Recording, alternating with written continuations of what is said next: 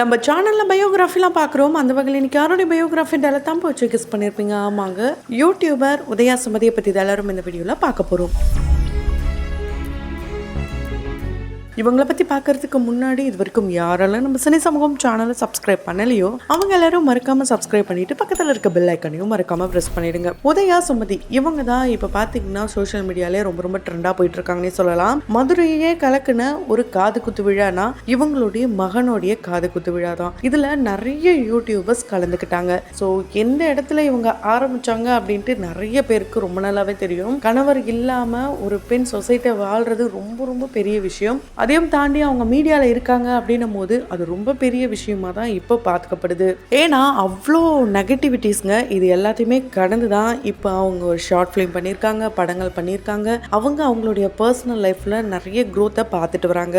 இருந்தாலும் அவங்களுக்கு ஏன் இவ்வளோ நெகட்டிவிட்டி அண்ட் அவங்கள விரும்புகிறவங்கள பற்றியும் நம்ம தொடர்ந்து இந்த வீடியோவில் பார்க்கலாம். மியூசிக்கலி அண்ட் டிக்டாக் இது மூலயமா தான் இவங்க இந்த மீடியாலே அறிமுகம் பண்ணாங்கன்னே சொல்லலாம். உதயா அண்ட் சுமதி தான் ஃபஸ்ட்டு ஒரு கப்பல் வீலாக ஸ்டார்ட் பண்ணாங்க. அவங்களுடைய லவ் ஸ்டோரியாக இருக்கட்டும், அவங்க எப்படி இந்த இண்டஸ்ட்ரிக்குள்ள வந்தாங்க, இது எல்லாத்தையுமே ரொம்ப இன்ட்ரெஸ்டிங்காகவே சொல்லியிருப்பாங்க. இவங்க பார்த்தீங்கன்னா மதுரை கப்பலுங்க. ஏன்னா நிறைய பேர் ஆரம்பத்தில் இவங்கள சென்னை கப்பல் அப்படின்னு நினச்சிட்டு இருந்தாங்க. இவங்களுடைய திருமணம் அந்த ஃபோட்டோஸ்லாம் பார்த்துட்டு யாரோட இந்த குழந்தைங்களுக்குலாம் திருமணம் பண்ணி வச்சது இது போல கேள்விகள் வந்தாலும், இன்னொரு பக்கம் இந்த குழந்தைங்களுக்கு ஒரு குழந்தையா இதெல்லாம் நாட்டில் எப்படிரா நம்புறாங்க, இப்படிலாம் அதுக்கே நெகட்டிவான கமெண்ட்ஸ்லாம் வந்தது.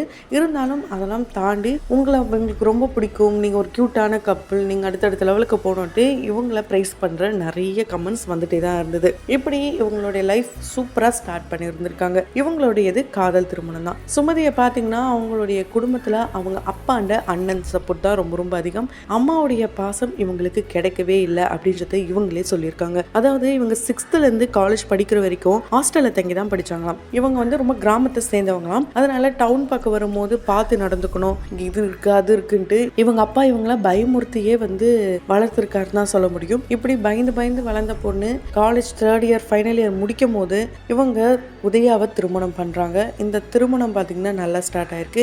இந்த திருமண வாழ்க்கைக்கு பார்த்தீங்கன்னா உதயாவுடைய அம்மா ரொம்ப சப்போர்ட்டிவா இருந்திருக்காங்க. அதாவது இவங்க எல்லா இடத்துலையும் சொல்லும் போது எங்க அத்தை எங்களுக்கு ரொம்பவே சப்போர்ட்டிவ், இது போலலாம் ரொம்ப பாசமா சொல்லியிருக்காங்க. ஸோ இவங்க பார்த்தீங்கன்னா இவங்க யூடியூப்ல வளர்ந்துட்டு வர சமயத்துல உதயா அவர்களுக்கு கார் ஆக்சிடென்ட் ஒன்று நடக்குது. அந்த ஆக்சிடென்ட்ல அவர் காலமாயிடுறாரு. இவருடைய இந்த இறப்பு பார்த்தீங்கன்னா யாருமே எதிர்பார்க்கலன்னு தான் சொல்ல முடியும். ஏன்னா இவர் கிட்டத்தட்ட 10 லட்சம் செலவு பண்ணி பிரைவேட் ஹாஸ்பிட்டல்லாம் வச்சு செலவுலாம் பார்த்தாங்க. இந்த ட்ரீட்மெண்ட்லாம் பார்த்துக்கிட்டே இருக்கும்போது தான் சிகிச்சை பலன் இல்லாமல் இறந்துட்டார். இருந்தாலும் இவங்க கவர்மெண்ட் ஹாஸ்பிட்டலுக்கும் கூட்டு போயிருக்காங்க. கிட்டத்தட்ட 45 நாள் இவங்க பிரைவேட் ஹாஸ்பிட்டலை வச்சு பார்த்துட்டே இருக்கும் போது 47 நாள் ஆயிருக்கு. இவங்களால அந்த அளவுக்கு பணத்தை பெரட்ட முடியாத காரணத்தினால இவங்க பார்த்தீங்கன்னா ஜிஹெச்சுக்கு கொண்டு போயிருக்காங்க.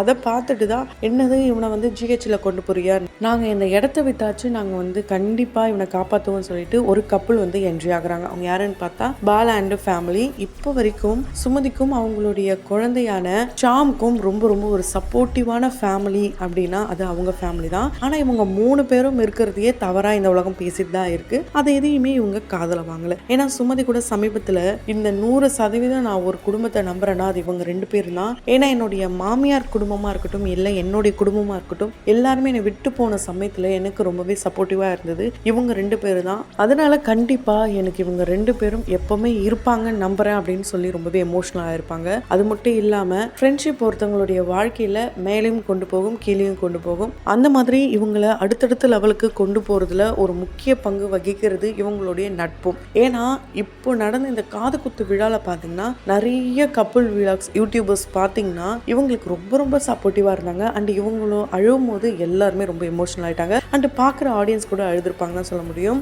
ஒரு சிங்கிள் பேரண்ட் அண்ட் சிங்கிள் உமனா இந்த சொசைட்டில மேலே வரணும் அப்படின்றது ரொம்ப பெரிய விஷயம். அண்ட் இவங்க ஒரு மீடியாவை பார்த்தீங்கன்னா நான் வருமானம் இதில் வருது, அதை நான் பயன்படுத்திக்கிறேன், ரொம்ப ஓடிக்கிட்டே இருப்பேன் என்னுடைய மகனுக்காக அப்படின்னு சொல்லியிருக்காங்க. ஏன்னா ஒரு சிலர் நீ வீடியோ தானே போடுற, என்ன பெரிய சாதனை பண்ணிட்ட மாதிரி உனக்கு விருதுலாம் கொடுக்குறாங்க.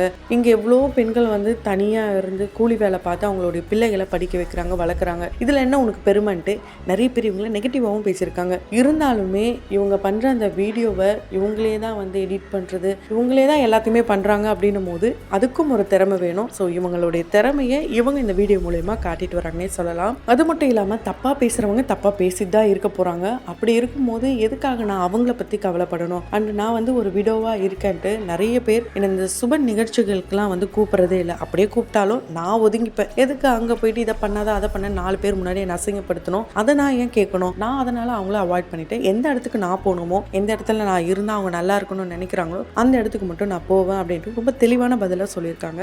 அண்டு ஒரு பெண்ணை இன்னொரு ஆண் கூட வச்சு ஏன் பேசுகிறாங்கன்னு தெரியல. அதெல்லாம் நினைக்கும் போது எனக்கு ரொம்ப ரொம்ப கோபமாக இருக்குது. அந்த ஒரு விஷயம் இப்போ வரைக்கும் பல பெண்களும் அனுபவிக்கிறாங்க. நானும் அதை அனுபவிக்கிறேன். ப்ளீஸ் அவங்களுடைய வாழ்க்கையில் என்ன நடக்குதுன்ட்டு அவங்களுக்கு மட்டும் தான் தெரியும். அது தெரியாமல் யாரும் தவறாக பேசாதீங்கன்ட்டு இவங்க எல்லாருக்காகவும் பேசியிருக்காங்க. ஸோ இவங்களுக்கு கிடைச்ச இவங்களுடைய மகன் பார்த்தீங்கன்னா ஒரு பொக்கிஷம் அப்படி தான் சொல்ல முடியும். அது இந்த வீடியோ பார்க்குற ஒவ்வொருத்தருக்குமே தெரிஞ்சிருக்கும். ஏன்னா அவங்களுடைய மகன் அப்பாவுடைய அன்பு இல்லாமல் அந்த ஏங்குற விஷயமா இருக்கட்டும், அது எல்லாத்தையுமே சுமதியே கொடுக்குற அந்த விஷயங்களாக இருக்கட்டும், சுமதிக்கு ஒரு சின்ன தலைவலினா அதுக்காக பாடுபடுற அவங்களுடைய மகனாக இருக்கட்டும், எல்லாமே பார்க்கறது இது போல ஒரு மகன் நமக்கு இல்லையேன்ட்டு ஏங்க வைக்கிற வகையில் தான் இவங்களுடைய மகன் ஷாம் குட்டியும் இருக்காரு. ஸோ நிறைய பேருக்கு அவரை ரொம்ப பிடிக்கும். அந்த வகையில் ஷாம் குட்டியை உங்களுக்கு ரொம்ப பிடிக்கும்னா கமெண்ட் பாக்ஸில் ரெட் டாட்டின் கொடுக்கலாம். இவங்க ஒரு ஷார்ட் ஃபிலிமும் பண்ணியிருக்காங்க. அதில் இவங்களுடைய பர்சனல் லைஃப், அதாவது இவங்களுடைய மேரேஜ் ஆனது, ஹஸ்பண்ட் இறந்தது, இதில் அவங்க டாக்டராகவும் பர்ஃபார்மன்ஸ் பண்ணியிருப்பாங்க. அது ரொம்ப யதார்த்தமான நடிப்பு மூலியமா சொல்லியிருப்பாங்க. அண்ட் இப்போ அவங்க ஒரு படத்தில் ஹீரோயினாகவும் கமிட் ஆயிருக்காங்க. இப்போ நிறைய செலிபிரிட்டிஸ் கூடலாம் சேர்ந்து அவங்க ஃபோட்டோ போடுறது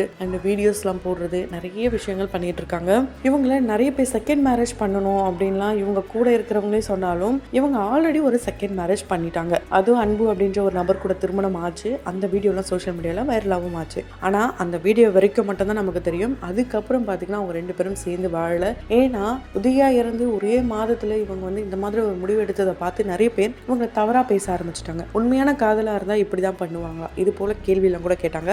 ஆனால் அவங்க எந்த சூழ்நிலையில அந்த திருமணம் பண்ணாங்கன்றதுக்கான விளக்கத்தை அவங்களே கொடுத்தாங்க. ஆனால் அந்த திருமண வாழ்க்கைக்குள்ள அவங்க போவே இல்லை. எனக்கு அந்த வாழ்க்கையே எனக்கு தேவையில்லை அப்படின்ற ஒரு முடிவை எடுத்து ரொம்ப ஸ்ட்ராங்காக அவங்க சிங்கிள் பேரண்ட், அதாவது சிங்கிள் மதராகவே என்னுடைய மகனை நான் வளர்க்குறேன் அப்படின்னு சொல்லி தைரியமாக வளர்த்துட்டு வராங்க. அண்ட் இவங்க பார்த்தீங்கன்னா பைக் ஓட்டுவாங்க, கார் ஓட்டுவாங்க, எல்லா இடத்துக்கும் தனியாகவே போவாங்க.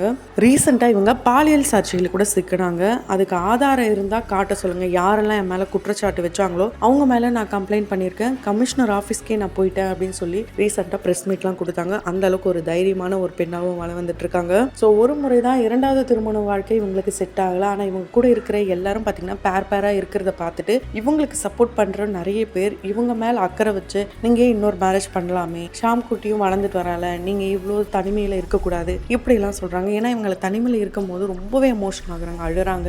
நீ ஏன் என்னை விட்டு போன உதயான்ட்டு தனக்கு தானே பேசுறது, அவருடைய ஃபோட்டோவை பார்த்து பேசுறதுட்டு மென்டலி கொஞ்சம் டிப்ரெஷன்லையும் இருக்காங்க.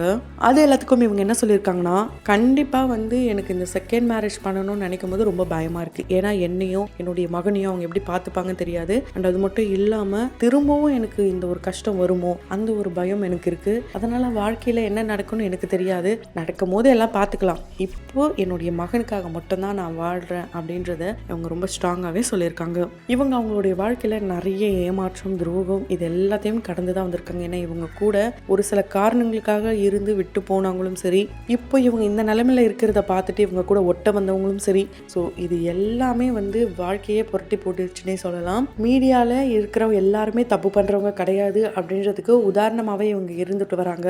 ஸோ தொடர்ந்து உதயாண்டு சுமதிக்கு யாரெல்லாம் சப்போர்ட் பண்ணுறீங்களோ அவங்க கமெண்ட் பாக்ஸில் மறக்காமல் கமெண்ட் பண்ணுங்கள். பயோகிராஃபியில் பார்த்து என்ஜாய் பண்ணணும்னு நினச்சிங்கன்னா உடனே நம்ம சினி சமூகம் சேனலை சப்ஸ்கிரைப் பண்ணிவிட்டு பக்கத்தில் இருக்க பெல் ஐக்கானையும் மறக்காமல் ப்ரெஸ் பண்ணிடுங்க.